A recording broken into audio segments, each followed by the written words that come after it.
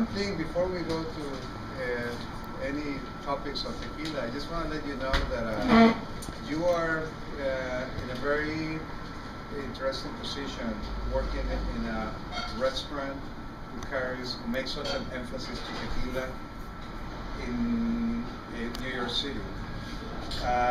This market, this is the statistics, they are run by the Regulatory Council of Tequila, not by tequila producers, but an organization that represents certified and verified tequila. They have one of the statistics that blow my brains out is that New York City consumes more premium tequila than Guadalajara and Mexico City combined. Wow. What that means for you guys, is that it's a market that is knowledgeable, it's a market who appreciates quality tequila, and it's a market that demands knowledge from you guys. I do exactly what you do for a living. You know, I'm not just a tequila producer or a professional drunk. I wait tables still today.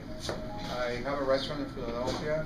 Name is Tequilas. We carry about 130 tequilas, carefully selected, all 100% agave tequilas. And the best part of my job is when I jump into the tables. So I wear my apron, my uniform, and I love to be with people. And I noticed that the people became a lot more savvy when it comes to tequila. And we have to be prepared for that, because what the people is, recognizing what they tip us. It's not just because we bring the food quickly or because we have a great personality.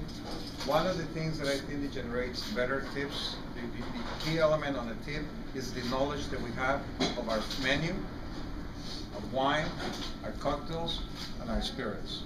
The more information that we provide, and the better it is explained to the customer, the better the compensation is going to be.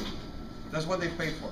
If you don't know your menu, if you don't know what you're serving, beverage-wise or food-wise, the people is not going to take you that serious, and they don't want to feel the compromise to compensate that. So that talking about tequila, if we're going to talk about tequila, I think that the more elements that you can provide to the customer, the better compensated you're going to be. Okay? So with the selection of tequilas that you have here, which is very impressive, it's a very, I really appreciate what I see here as a customer. I can see that it's not just a bar who wants to bring bottles and fill the space, but I can see that it's somebody behind this bar that know what he's doing.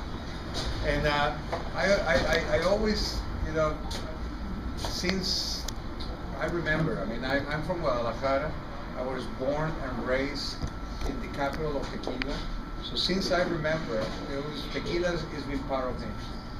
But the way that I see that the people is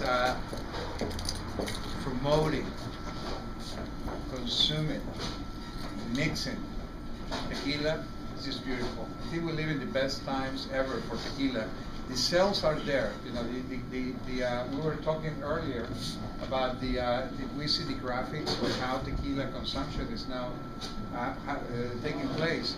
The mixtos is still the largest volume on tequila that is produced and consumed right now. Mixtos are, but pretty much they flat their consumption, but it's still millions and millions of liters consumed. But the 100% agave tequilas, they go in this way. And I think that the next couple of years, those two graphics, those two lines are going to cross, and the 100% is going to continue to grow. And it's great news. It's great news for many reasons. One, the people is appreciating tequila finally, but the social and economical impact of that in Mexico is wonderful. In the last 20 years, I've been very engaged in trying to understand the agricultural aspect of tequila, which is, for me, is not just fascinating, but almost mystical.